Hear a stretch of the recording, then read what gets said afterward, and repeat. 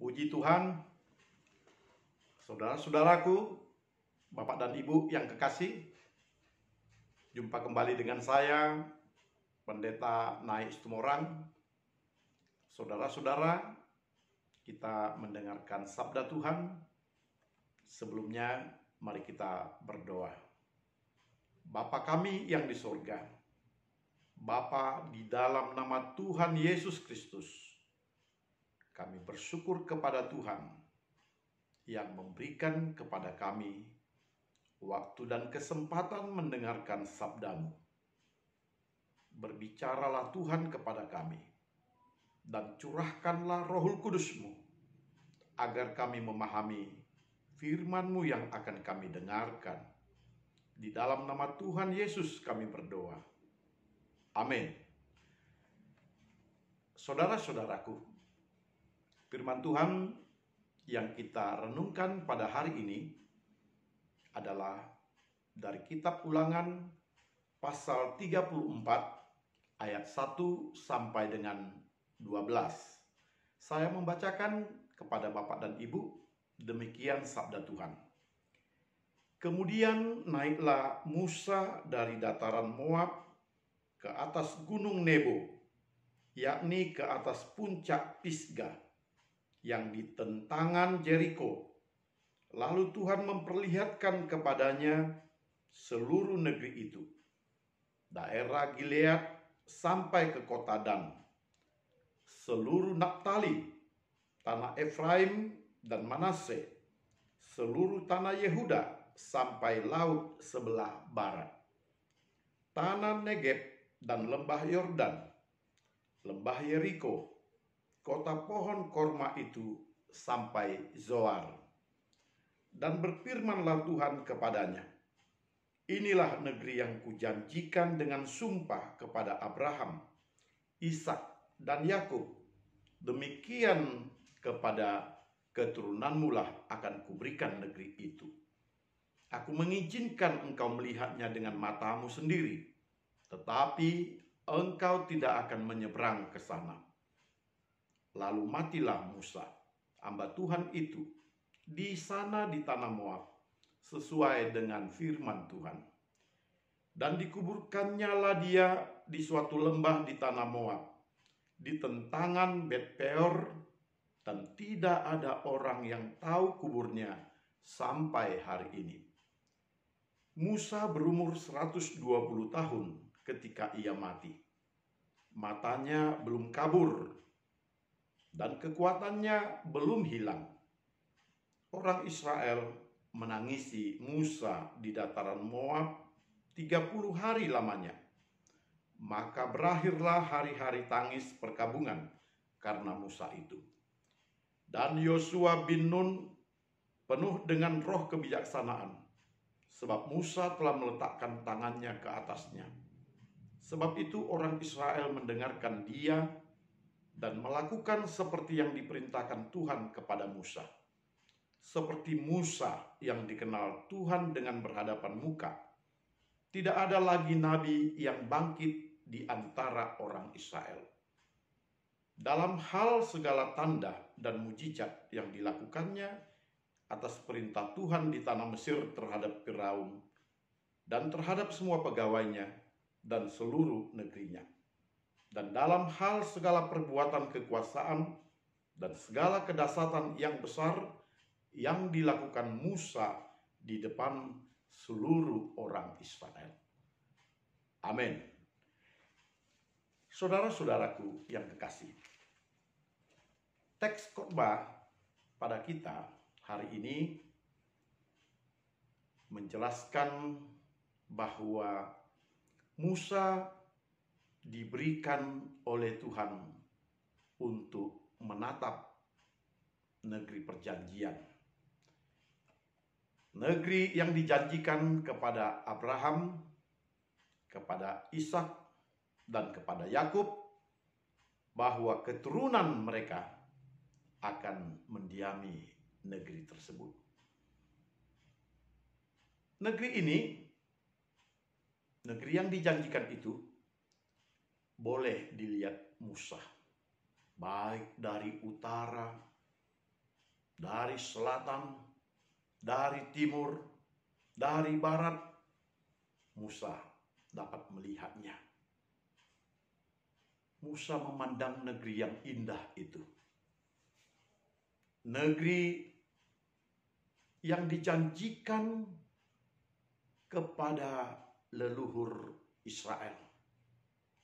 Tetapi Musa sendiri tidak diperkenankan masuk ke negeri itu. Bapak dan Ibu, saudara-saudara, tentu banyak pertimbangan yang membuat Allah tidak mengizinkan Musa untuk masuk ke negeri perjanjian. Yang pertama, bahwa Musa di dalam melakukan tugas dan pelayanannya sebagai pemimpin Israel yang membawa Israel dari Mesir menuju ke tanah Kanaan, tetapi di dalam perjalanan dari Mesir sampai ke tanah Kanaan, Musa juga melakukan hal-hal yang tidak taat kepada Tuhan. Dan salah satu hal tersebut adalah ketika di Massa dan di Meribah. Ketika Musa tidak menuruti instruksi perintah Tuhan untuk mengetuk gunung batu sehingga air keluar di sana. Ketika Musa marah dan ketika Musa tidak menunjukkan kepada orang Israel sesuai dengan apa yang diperintahkan oleh Tuhan di Massa dan Meribah itu. Dan Tuhan berkata kepada Musa bahwa engkau tidak akan sampai ke negeri perjanjian. Engkau akan digantikan oleh Joshua yang akan meneruskan memimpin Israel sampai ke negeri Kanaan, negeri perjanjian itu. Bapak, Ibu, saudara-saudara yang kekasih, sekalipun Musa tidak sampai ke negeri perjanjian, tetapi Tuhan mengasihi Musa. Tidak sampai ke negeri perjanjian bukan berarti Tuhan menolak Musa. Tetapi tongkat estafet cukup sampai di situ dan harus dilanjutkan oleh penerusnya, yakni Yosua. Musa telah banyak berjasa, berbuat baik, menunjukkan kemuliaan dan kemahabesaran Tuhan di tengah-tengah bangsa Israel. Namun demikian, tongkat estafet yang akan diteruskan harus dipegang oleh Joshua, dan Joshua harus memimpin bangsa Israel dari dataran Moab itu sampai menuju ke Kanaan. Saudara-saudaraku yang kekasih, Musa ini seorang yang baik di mata Tuhan, seorang yang dikasihi. Itu sebabnya sekalipun dia tidak sampai ke negeri Kanaan, kepada Musa diperlihatkan negeri itu. Sehingga sekalipun Musa tidak menginjakkan kakinya di negeri perjanjian, dia telah melihat negeri perjanjian itu. Matanya telah memandang keindahan. Dan lebih daripada itu, dia telah diberikan keyakinan oleh Tuhan bahwa bangsa ini akan sampai ke negeri perjanjian itu. Bahwa Tuhan tidak akan melalaikan janjinya. Sekalipun Musa tidak masuk ke negeri perjanjian, tetapi umat Israel akan masuk ke negeri perjanjian. Itulah janji Tuhan yang besar. Itu sebabnya sebelum Musa wafat, meninggal dunia, dia masih sempat melihat negeri itu. Dan betapa dia bersyukur kepada Tuhan, dia diberikan kesempatan menatapnya. Sehingga apa yang telah dijanjikan oleh Tuhan dapat dipercayai oleh Musa. Bahwa negeri itu bukanlah sebuah negeri dongeng, bukanlah sebuah negeri yang bohong, bukanlah sebuah negeri yang hanya merupakan bayangan saja.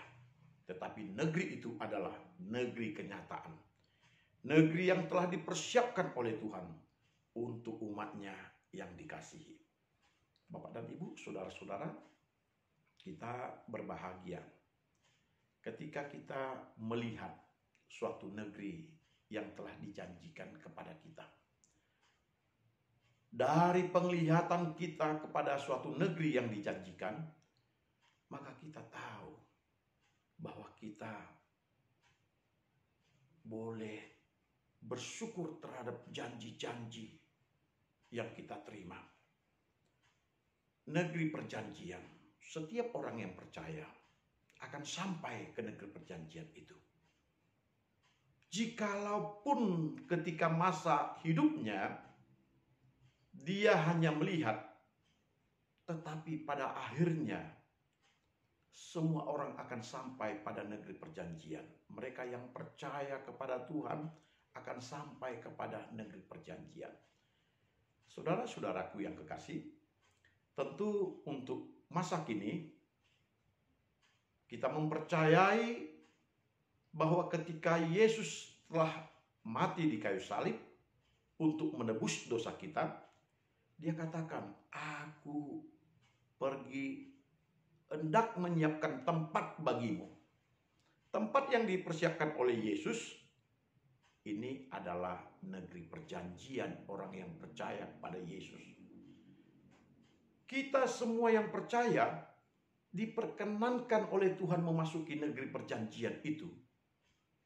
Meskipun sekarang kita baru melihat gambaran negeri perjanjian itu, di mana Tuhan Allah akan memerintah selama-lamanya, dan di sana hanya ada sukacita dan pujian kepada Tuhan. Bapak, Ibu, saudara-saudaraku yang kekasih, Musa damai di dalam hatinya. Dia melihat negeri itu dan dia merasa puas. Lalu matilah Musa, hamba Tuhan itu, di sana, di tanah Moab. Bapak dan Ibu, saudara-saudara, Musa mati di tanah Moab setelah dia melihat negeri itu. Dan dikatakan di dalam firman Tuhan yang kita bacakan ini, bahwa tidak ada seorang pun yang tahu kuburnya sampai hari ini. Tuhanlah yang menguburkan. Dalam hal ini kita katakan bahwa kematian Musa hanya Tuhan yang tahu, dan kematian Musa oleh Tuhan dipersiapkan dengan baik setelah dia melihat negeri perjanjian itu. Saudara-saudaraku yang kekasih, Musa meninggal ketika berumur 120 tahun. Dan matanya belum kabur, kekuatannya belum hilang. Ini menunjukkan bahwa Musa masih kuat. Dia masih mampu melihat dengan terang janji Tuhan itu. Jadi matanya belum kabur. Ini artinya dia jelas melihat negeri itu. Kekuatannya pun belum pudar. Itu berarti dia masih sangat kuat menatap dari puncak dan kemudian turun dari puncak tersebut. Tetapi Oleh karena kehendak Tuhan bahwa dia tidak akan sampai ke negeri itu, maka sampai disitulah riwayat Musa. Bapak, Ibu, saudara-saudara, orang-orang Israel menangisi, meratapi kematian Musa 30 hari lamanya. Tentu sebagai pemimpin yang besar, pantaslah Musa mendapatkan kehormatan dengan upacara yang besar dari orang-orang Israel. Tetapi oleh karena tidak ada mayat yang mereka akan tangisi, ratapi, maka mereka melakukan peratapan 30 hari lamanya sebagai suatu penghormatan kepada pemimpin besar. Saudara-saudara, seorang pemimpin yang baik akan terus dikenang oleh orang-orang yang dipimpinnya. Pemimpin yang baik akan meninggalkan sesuatu yang baik, kenangan yang baik, perbuatan yang terpuji, dan juga kebaikan bagi setiap orang yang ditinggalkannya. Bapak, Ibu, saudara-saudara, Musa ini pun sebelumnya telah mempersiapkan penggantinya, yakni Joshua. Joshua yang dikenal dengan penuh keberanian. Kita melihat beberapa kali nama Joshua dimunculkan oleh Alkitab. Di antara 12 pengintai yang ditugaskan oleh Musa untuk melihat negeri Kanaan, salah satunya adalah Joshua. Joshua bersama dengan Kaleb mengatakan bahwa negeri itu sekalipun didiami oleh orang-orang yang besar, para raksasa, tetapi Tuhan akan menyerahkan negeri itu kepada bangsa Israel, sebab Tuhan yang akan bertindak. Dari sana kita mengetahui bahwa Joshua itu memang adalah seorang yang beriman, seorang yang percaya dengan kekuatan Tuhan, seorang yang percaya bahwa jikalau Tuhan bertindak, maka tidak ada yang tidak mungkin. Sekalipun orang-orang yang mendiami negeri Kanaan itu adalah orang-orang besar, para raksasa, tetapi dia ketahui bahwa Tuhan jauh lebih besar dari mereka. Dan Tuhan sanggup memberikan negeri itu kepada mereka. Yang kedua, kita juga mengenal Joshua ini sebagai orang yang menopang tangan Musa ketika Musa mengacungkan tongkatnya ketika bangsa Israel berperang, dan ketika tongkat tegak maka mereka menang, tetapi jika tongkat itu turun mereka kalah. Dan ketika Musa lemah, Yosua menopang tangan itu. Dia seorang yang setia kepada pemimpinnya. Seorang yang senantiasa mendukung pemimpinnya. Dan dia melakukan itu demi kemenangan bangsa Israel dan demi kekuatan dan juga dukungan yang benar kepada pemimpinnya, yakni Musa. Banyak yang kita dapatkan cerita tentang Yosua ini. Itu sebabnya dikatakan di sini bahwa Joshua itu penuh dengan roh kebijaksanaan. Dan roh kebijaksanaan itu sendiri diperoleh oleh Joshua ketika Musa telah meletakkan tangannya ke atas kepala Joshua. Dalam hal ini, simbol pengurapan kepada seorang pemimpin diterima oleh Yosua. Musa meletakkan tangannya. Musa memberkati Yosua. Musa mengurapi Yosua sehingga Yosua dipenuhi oleh roh daripada Tuhan dan dia dimampukan melayani, memimpin bangsa Israel sampai ke tanah Kanaan. Pengurapan ini sangat penting bagi seorang pemimpin. ketika pemimpin diurapi, maka pemimpin memiliki keberanian yang besar. Sebab bukan dia yang melakukan, tetapi Tuhan telah memberikan kepada dia kekuatan itu. Kekuatan itu diperolehnya ketika dia telah dipilih menjadi pengganti Musa. Saudara-saudaraku yang kekasih, Yosua ini menjadi pemimpin yang meneruskan kepemimpinan Musa dengan takut kepada Tuhan. Dan dia mengandalkan Tuhan di dalam kepemimpinannya. Dia percaya jikalau Tuhan yang menyertai dan memimpin dia, maka dia akan dapat melakukan tugas-tugas yang berat sekalipun untuk membawa bangsa Israel ini mencapai negeri Kanaan tersebut. Dan selanjutnya kita boleh membaca di dalam kitab Yosua, bagaimana Yosua di dalam berbagai peristiwa yang menonjolkan kepahlawanannya dan kedekatannya dengan Tuhan, penyerahan dirinya kepada Tuhan dan meminta Tuhan untuk menyertai dia menghadapi berbagai musuh, dan dia berhasil menang di dalam berbagai peperangan untuk merebut negeri Kanaan tersebut. Saudara-saudara, Bapak Ibu yang kekasih, Yosua mengabdi kepada Tuhan sama seperti Musa yang telah mengabdi. Kelayakan, keloyalan, sukacita itu dipenuhi di dalam hidupnya. Penyerahan diri sepenuhnya kepada Tuhan menjadi bagian daripada kehidupan kepemimpinan Yosua itu.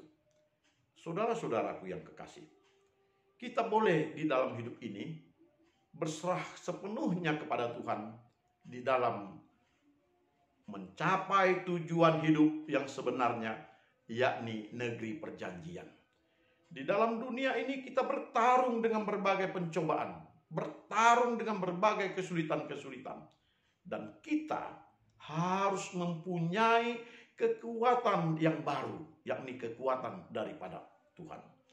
Sekalipun kita berada di dalam keadaan kesulitan, tetapi ketika Tuhan mengurapi kita, Tuhan memberikan kepada kita roh untuk kita mendapatkan kekuatan itu, kita mampu sampai ke tujuan kita yang sebenarnya. Bapak, Ibu, saudara-saudara, tujuan orang-orang Kristen adalah agar sampai ke rumah Bapa di sorga, ke tempat di mana Allah telah menyiapkan tempat bagi setiap orang yang percaya kepada Yesus.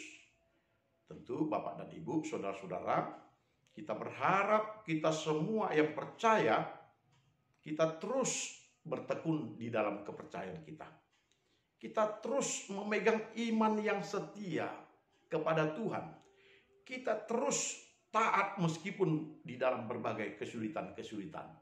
Baik kesulitan hidup maupun kesulitan untuk bergumul di dalam berbagai persoalan-persoalan kita. Dan kita harus menang mengandalkan Tuhan. Bapak, Ibu, saudara-saudara, biarlah kiranya kita menjadikan teks ini keteladanan Musa, keteladanan Yosua untuk mendapatkan negeri perjanjian itu, menjadi keteladanan kita mendapatkan kehidupan yang baru, kehidupan bersama dengan Allah di negeri yang telah dijanjikan, yang telah dipersiapkan oleh Yesus kepada kita sekalian. Kiranya kita boleh menjadi berkat bagi setiap orang. Amin. Kita berdoa. Terima kasih Tuhan untuk sabdamu.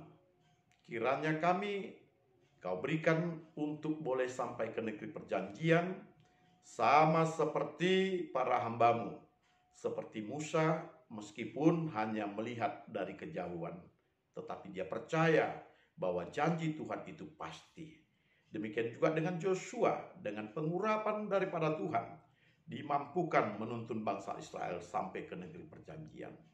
Di dalam hidup kami di dunia ini, kami juga merindukan kami boleh sampai ke negeri perjanjian yang telah dipersiapkan Yesus bagi kami.